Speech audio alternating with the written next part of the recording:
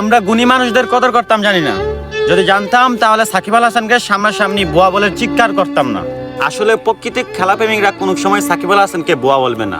যারা খেলা বুঝে না তারাই চিল্লাবে সাকিব আল হাসান বুয়া।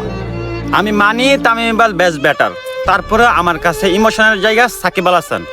আমি মানি মুস্তাফিজুর রহমান বেস্ট বোলার, কিন্তু আমার কাছে সব থেকে বেস্ট বোলার সাকিব আল হাসান। আমি মানি মাশরাফি বিন মুর্তজা বেস্ট ক্যাপ্টেন, তারপরে আমার কাছে বেস্ট ক্যাপ্টেন সাকিব আল হাসান।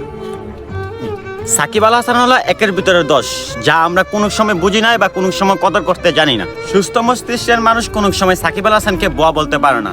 যারা খেলা সম্বন্ধে বুঝে না বা জানে না তারাই সাকিব আল হাসানকে বুয়া বলবে। তাকে একবার বুয়া বলার আগে আমাদের চিন্তা করার দরকার ছিল যে সে আমাদের বাংলাদেশের গর্ব এবং রত্ন, কারণ কি সে বিশ্বসেরা অলরাউন্ডার। বিশ্বসেরা অলরাউন্ডার কেউ এমনিতে হতে পারে না, তার জন্য করতে হয় অনেক পরিশ্রম। আমাদের বাংলাদেশে এরকম একটা অলরাউন্ডার পেয়ে আমাদের গর্ব করা দরকার ছিল, কিন্তু আমরা গুণী মানুষের কদর করতে জানি না, যার কারণে আমরা সাকিব আল হাসানকে বুয়া বলে আখ্যায়িত করি। I love you 75। আপনার জীবনে যদি লাখো ফ্যান থাকে তাদের মধ্যে আমি একজন, আর আপনার জীবনে যদি একটি মাত্র ফ্যান থাকে তাহলে ওই ফ্যানটি আমি, আর আপনার জীবনে যদি কোনো ফ্যান না থাকে তাহলে ভাববেন যে আমি মারা গেছি।